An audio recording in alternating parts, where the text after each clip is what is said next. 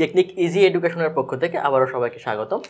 So আজকে আমরা দেখার চেষ্টা করব যে এই যে সমচাপ, সময়আয়তন, এই চারটা প্রক্রিয়ায় কৃত কাজ বের করার চেষ্টা করব আমরা। তো অলরেডি তোমরা দেখছো গত পর্বে যে এই যে কৃত কাজের ইকুয়েশন আমরা এভাবে বের করে রাখছি যে ডিডাব্লিউ ইকুয়াল পি ডিভি, যেখানে পি ডিভিটা আসলে এই ভলিউমের চেঞ্জ কতটুকু, আসলে আগে এতটুকু ছিল V1, পরে এতটুকু হয়ে গেল টোটালটা। সো টোটালটা থেকে আমি যদি এখন আগেরটা বাদ দিই তাহলে দেখো এই যে দুই পিস্টনের মাঝের যে ভলিউমটুকু এটা তুমি পেয়ে যাচ্ছ, সেটাই আমাদের আসলে এই ক্ষেত্রে ভলিউমের চেঞ্জ।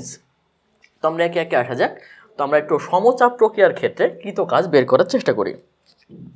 তো সমচাপ প্রক্রিয়ার ক্ষেত্রে কৃত কাজের একটু ইকুয়েশনটা যদি এখান থেকে দেখার চেষ্টা করি তাহলে দেখো এর ইকুয়েশনটা এরকমই পাবো আমি, DW equal P DV.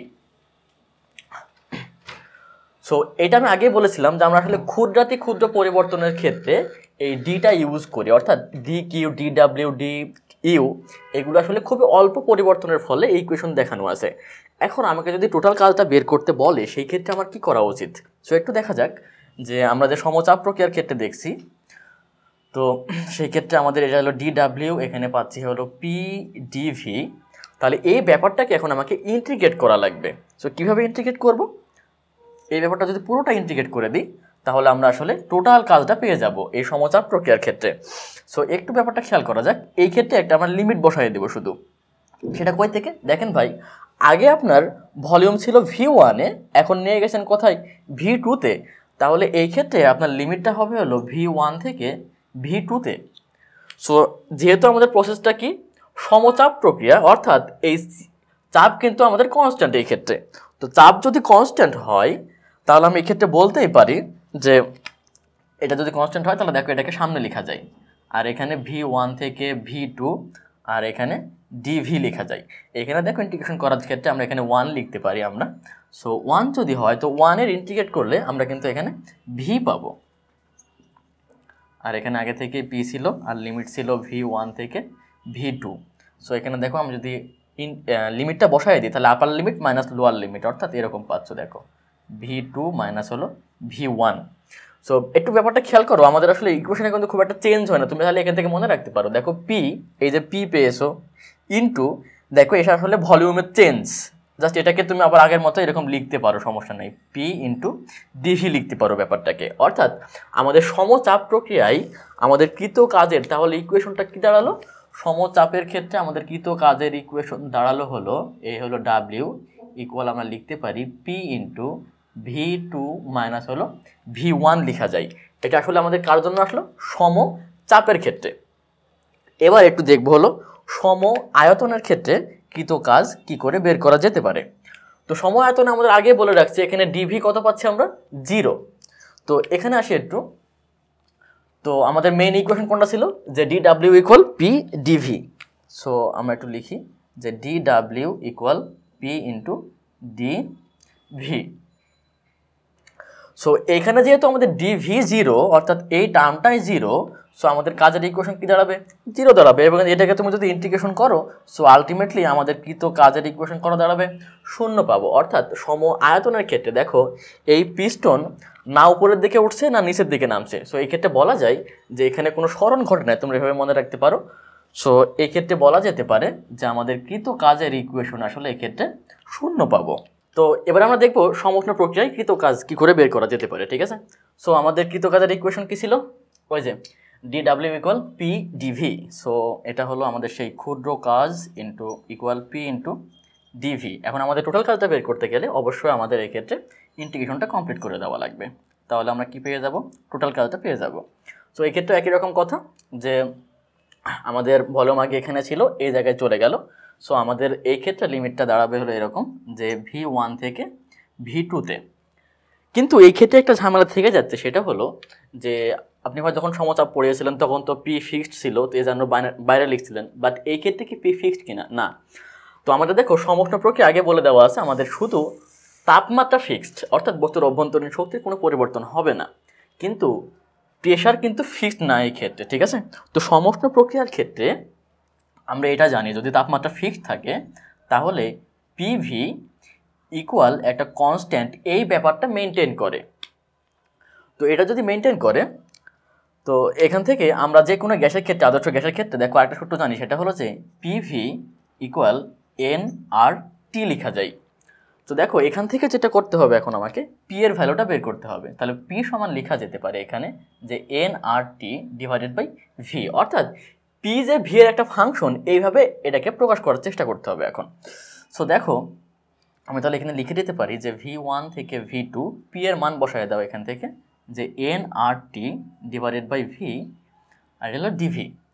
So দেখো এখানে কিন্তু এই যে এন কিন্তু আসলে এর মধ্যে কত সংখ্যক মোল আছে, গ্যাসের মোল আছে সেটা নির্দেশ করে। আর হলো সার্বজনীন গ্যাস ধ্রুবক, আর টি হলো ওই গ্যাসের তাপমাত্রা, যা কিনা আমাদের সমস্ত প্রক্রিয়ার ক্ষেত্রে একটা নির্দিষ্ট বা একটা ফিক্সড ভ্যালু থাকে এটার। অর্থাৎ আমি বলতে পারি এই যে উপরেরটাই এন আর টি, এই পুরো ব্যাপারটা আসলে এই ক্ষেত্রে কনস্ট্যান্ট। সো এটাকে একটু বাইরে লেখা যাক। তাহলে এন আর টি ইন্টিগ্রেশন V1 থেকে V2, আর এখানে থাকলে শুধু 1/v, আর এটাকে আমি ডিভি লিখতে পারি। তো দেখো 1/v এটা যদি ইন্টিগ্রেট কমপ্লিট করি, সো আমরা এটা জানি যে ddx অফ ln x, এটা যদি আমরা ডিফারেন্সিয়েট করি তাহলে দেখো 1/x পাই। তাহলে এখান থেকে খুব সহজে বলা যেতে পারে ভাই 1/x যদি ইন্টিগ্রেট করা হয় তাহলে কি পেয়ে যাবো, আবার ln x পেয়ে যাবো। তো দেখো এখানে ব্যাপারটা ওরকমই হয়ে আছে, এখানে ভি মানে ভেরিয়েবল আমাদের ভি এই ক্ষেত্রে, সো 1/v হয়ে আছে। সো এই ক্ষেত্রে আমি কিন্তু লিখতেই পারি এখানে ব্যাপারটা যে এন আর টি, আর এখানে যদি লিখি তাহলে এখানে ব্যাপারটা এরকম আসবে যে ln ভি পাবো। আর এখানে আমাদের লোয়ার লিমিট কতটুকু, V1, আপার লিমিট কতটুকু, V2। এখন আমি যদি এখানে আপার লিমিট আর লোয়ার লিমিট বসায় দিই তাহলে দেখো এরকম পাবো যে nRT ln V2 minus ln V1।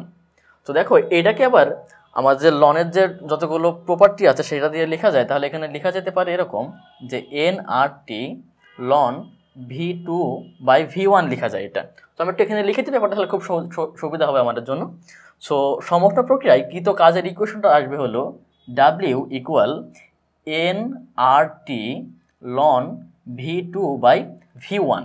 তো এটা হলো আমাদের সমগ্র প্রক্রিয়ায় কৃত কাজের ইকুয়েশন। একটু ব্যাপারটা খেয়াল করা যাক যে সমগ্র প্রক্রিয়া কিন্তু আমাদের অভ্যন্তরীণ শক্তি বৃদ্ধিও পাবে না, হ্রাসও পাবে না, অর্থাৎ ডিইউ কিন্তু শূন্য।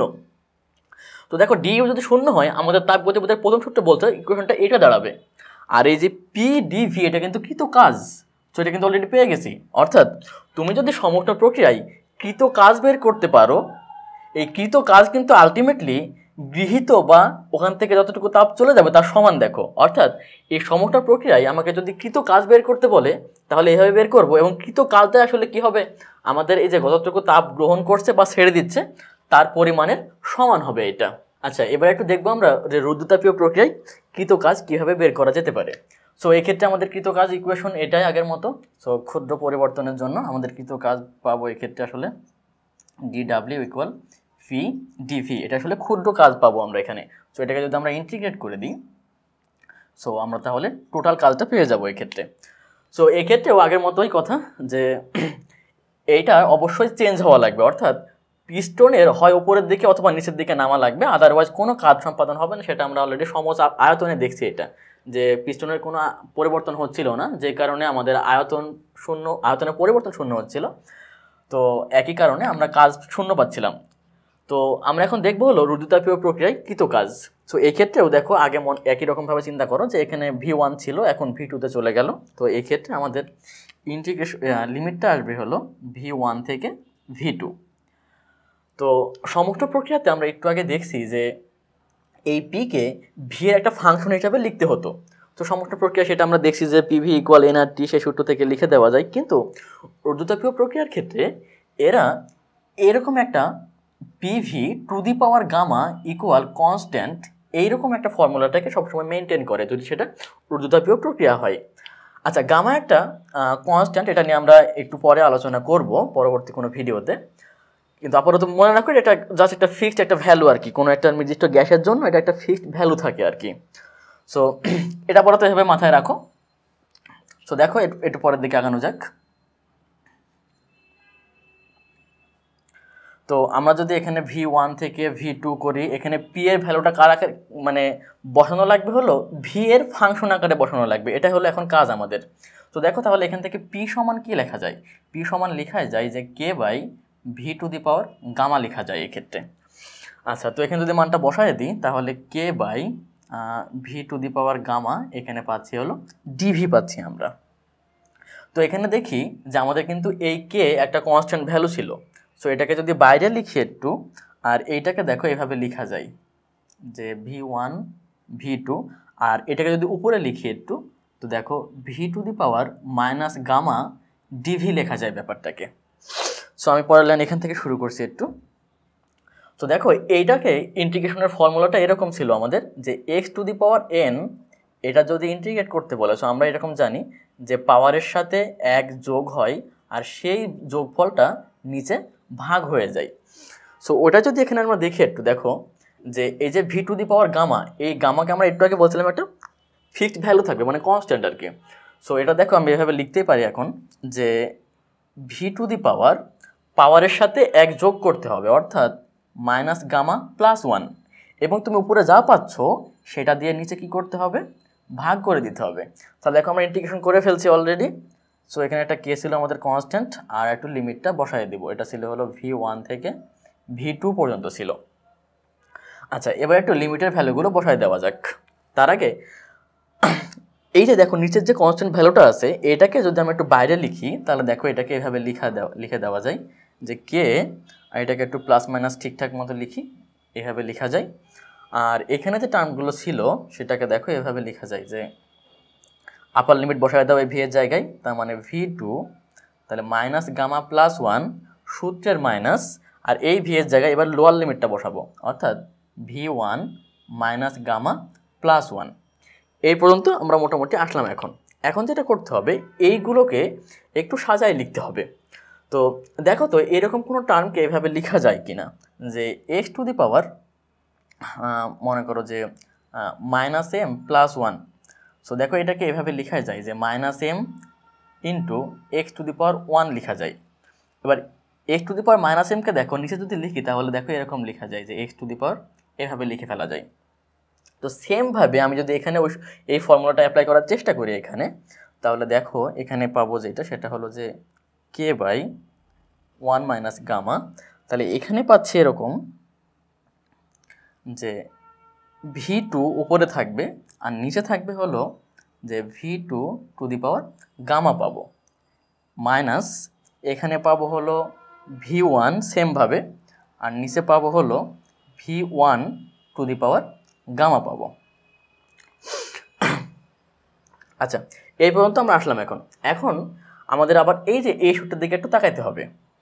আমরা যদি এই কনস্ট্যান্ট দিয়ে এদেরকে গুণ করে দিই তাহলে দেখো পরের লাইনটা এরকমভাবে লেখা যায়। আমি এখান থেকে শুরু করছি, যে কনস্ট্যান্ট দিয়ে যদি ভিতরে গুণ করে দিই তাহলে এখানে পাচ্ছি হলো কে ভি টু পাবো। তো এখানে লেখা যায় হলো K V two divided by নিচে আসে হলো V two to the power gamma minus, আমি ওপরে লিখতে পারি একই রকমভাবে কে দিয়ে যদি ভি ওয়ানকে গুণ করে দিই তাহলে দেখো এখানে পাবো হলো K V one divided by V one to the power gamma. এইটুকু পাচ্ছি আমরা এই ক্ষেত্রে। আচ্ছা, তো পরের লাইনটা খেয়াল করা যাক একটু। সরি, আমাদের এর আগে একটু এখানে ওয়ান বাই এই যে নিচের এই টার্মটুকু ছিল সেটা আমরা অ্যাড করে দেবো একটু, যে one by one minus gamma ছিল এখানে আমাদের। সো এখানে আমি লিখতে পারি যে one by one minus gamma লেখা যায় এই ব্যাপারটাকে, ঠিক আছে। আচ্ছা, একটু এদিকে তাকানো যাক, যে PV to the power gamma equal constant, এইটাকে আমি এভাবে লিখতে পারি, একটু খেয়াল করা যাক, যে P one V one to the power gamma equal একটা কনস্ট্যান্ট পাওয়া যাবে। একই রকমভাবে আমি যদি নতুন একটা যদি চাপে নিয়ে যাই পি টুতে, ওখানে মনে করো ভলিউম পেলাম ভি টু, সেক্ষেত্রেও আমাদের ধ্রুবক কী হবে, এরকম একটা কনস্ট্যান্ট ভ্যালু পাবো আমরা। আচ্ছা, তো ঊর্ধ্বতাপীয় প্রক্রিয়ার ক্ষেত্রে আমরা দেখো আমরা শুরুতে বলছিলাম যে আমাদের আসলে এইটা মেনটেন করে সবসময় এটা, ঠিক আছে। তো দেখো পি ওয়ান ভি ওয়ানের জন্য আমরা এটা লিখতে পারি, আবার পি টু ভি টু একটা ভিন্ন চাপ ভিন্ন আয়তনে যদি আসে সেক্ষেত্রে দেখো এই ব্যাপারটা এরকম থাকে। সো এদের গুণফলটা আলটিমেটলি একটা কনস্ট্যান্ট ভ্যালু থাকে। সো আমি যদি আমাদের এই যে লাস্ট যেটা পেয়েছি এখানে যদি কে এর মানটা বসায় দিই, এই যে এইটা এবং এইটা, এখন কথা হলো যে কোনটা বসাবো ভাই। তো দেখো যেখানে ভি টু আছে সেখানে আমরা এই যে টু যেগুলো ইউজ করা আছে সেগুলো এখানে বসাই দেব, আর যেখানে এই যে 1 আছে v1 তো আমরা এই যে 1 টার্মগুলো এখানে বসায় দেব। সো একটু যদি বসায় দিই এখানে, তো দেখো এখানে যেটা পাবো এখানে আমরা যে 1 মাইনাস গামা, আর এখানে কে এর মানটা দেখো আমি এখানে বসাবো হলো যে এইটা যে p2 v2 দি পাওয়ার গামা। সো এখানে লেখা যায় যে কে এর মান বসাচ্ছি, এটা হলো p2 v2 to the power gamma, আর এখানে আগে থেকে একটা v2 ছিল আর নিচে কি ছিল একটা আমাদের, এটা হলো v2 to the power gamma পাচ্ছি মাইনাস। সিমিলারলি এখানে আমি কে এর মান বসাবো, বাট বসাবো হলে যে উপরেরটা, তাহলে কে এর মানটাকে বসাই দিই, এটা হলো p1 v1 two the power gamma, আর আগে থেকে এখানে একটা v1 ছিল আর নিচে দেখো একটা v1 two the power gamma পাচ্ছি আমরা। সো এখান থেকে আমাদের শেষ লাইনটা একটু এখানে লিখবো আমরা। সো দেখা যাক যে 1 মাইনাস গামা, তো দেখো আমাদের এই যে v2 to the power gamma এই টার্মটা আর এই টার্মটা এখানেও সেমভাবে এই টার্ম কেটে যায়। সো আমি যেটা লিখতে পারি এখানে সেটা এরকম যে p2 v2 মাইনাস এখানে লেখা যায় হলো p1 v1 লেখা যায় এখান থেকে আমাদের এটা। সো তোমরা চাইলে এইটুকু একটা মনে রাখতে পারো যে এটা আমাদের একটা কাজের ইকুয়েশন, কার ক্ষেত্রে, রুদ্ধতাপীয় প্রক্রিয়ার ক্ষেত্রে কৃত কাজের ইকুয়েশন। কোনটা দিয়ে দেখাবো এই ক্ষেত্রে, দেখো আমাদের যদি প্রেশার আর ভলিউম জানা থাকে তাহলে এখান থেকে খুব সহজে আমরা কিন্তু রুদ্ধতাপীয় প্রক্রিয়ার ক্ষেত্রে কৃত কাজ বের করে দিতে পারি। এখন এটাকে আরেকটু মডিফাই করা যেতে পারে কিভাবে, 1 মাইনাস গামা, দেখো আমরা কিন্তু শুরুতে বলছিলাম যে যদি কোনো আদর্শ গ্যাস হয় সেটা আসলে এটা মেনটেন করে যে PV equal to nRT। So একটু খেয়াল করো এই পাশটাই n হলো যেখানে মোল সংখ্যা, তোমার একটা সিস্টেমের মধ্যে কতগুলো গ্যাসের অনুপরমাণু থাকবে সেই মোল সংখ্যা n নির্দেশ করে, আর হলো সার্বজনীন গ্যাস ধ্রুবক, সেটা তো কনস্ট্যান্ট। এবার চিন্তা করা যাক যদি এই দিকটা এরকম হয় যে p1 v1 হয় তাহলে এই পাশটা একজনকে চেঞ্জ হওয়া লাগবে ব্যাপারটা অবশ্যই। তো কাকে চেঞ্জ হওয়া লাগবে, তাপমাত্রাকে চেঞ্জ হওয়া লাগবে এই ক্ষেত্রে। তাহলে দেখো আমি লিখতে পারি p1 v1 এর জায়গায় লেখা যায় nRT1 লেখা যায়। সো দেখো একই রকমভাবে p2 v2 এর জায়গায় লেখা যায় nRT2 লেখা যায়, এবং p1 v1 এর জায়গায় লেখা যায় হলো nRT1 লেখা যায়। সো উভয় জায়গা থেকে যদি আমি nR কমন নিই এখানে পাচ্ছি 1 মাইনাস গামা, তাহলে এখানে লেখা যায় T2 মাইনাস T1। সো এটা হলো আমাদের আলটিমেটলি রুদ্ধতাপীয় প্রক্রিয়ায় কৃত কাজের ইকুয়েশন। তো তোমরা এটা মনে রাখতে পারো, এটা আসলে তাপমাত্রার সাপেক্ষে রুদ্ধতাপীয় প্রক্রিয়ার যে কৃত কাজ পাবো তার ইকুয়েশন হলো এইটা, যেখানে n হলো তোমার যে সিস্টেম বলে দিবে সেই সিস্টেমে কতগুলো মোল আছে মোল সংখ্যা নির্দেশ করে, আর হলো সার্বজনীন গ্যাস ধ্রুবক যার মানটা ফিক্সড 8.134। 1 মাইনাস গামা, গামা হলো কোন গ্যাসের ক্ষেত্রে কত হয় আমরা একটু পরে সেগুলো পরবর্তী কোনো ভিডিওতে এটা জেনে যাব। আর T2 হলো পরবর্তী তাপমাত্রা, আর T হলো শুরুর তাপমাত্রা। অর্থাৎ কোনো একটা সিস্টেমকে মনে করো যে এখানে কোনো একটা সিস্টেম T1 তাপমাত্রায় আছে, তুমি কি করলে এটাকে রুদ্ধতাপীয় প্রক্রিয়ায় একটা নতুন তাপমাত্রায় নিয়ে গেলে মনে করো T2-তে। তো যেটা বলছিলাম সেটা হলো যে T1 হলো শুরুর কোনো তাপমাত্রা, আর T2 হলো যে রুদ্ধতাপীয় প্রক্রিয়া ঘটার পরে আমরা পরবর্তীতে যেখানে যাব সেই তাপমাত্রা নির্দেশ করবে এই ক্ষেত্রে। সো এইভাবে আমরা চাইলে কি করতে পারি, এই যে রুদ্ধতাপীয় প্রক্রিয়ায় কৃত কাজ বের করে ফেলতে পারি। একটু সামারাইজ করা যেতে পারে, সমচাপ প্রক্রিয়ায় আমাদের কৃত কাজ কত পেলাম, এটা W equal P into V2 minus V1। আর সম আয়তনের ক্ষেত্রে আমাদের কাজ পাবো 0, আর সমষ্ণ প্রক্রিয়ার ক্ষেত্রে আমাদের কৃত কাজ হবে nRT V2 বাই V1, আর রুদ্ধতাপীয় প্রক্রিয়ার ক্ষেত্রে কৃত কাজ পেলাম হলো nR divided by 1 minus gamma T2 minus T1। So আমাদের সব থেকে বেশি যেটা আসে পরীক্ষাতে সেটা হলো এই সমষ্ণ প্রক্রিয়া আর এই রুদ্ধতাপীয় প্রক্রিয়া। সো আমরা পরবর্তী ভিডিওতে এই সমষ্ণ প্রক্রিয়া, রুদ্ধতাপীয় প্রক্রিয়া অর্থাৎ এই 4টা প্রক্রিয়া নিয়ে আমরা কিছু প্রবলেম সলভ করার চেষ্টা করব।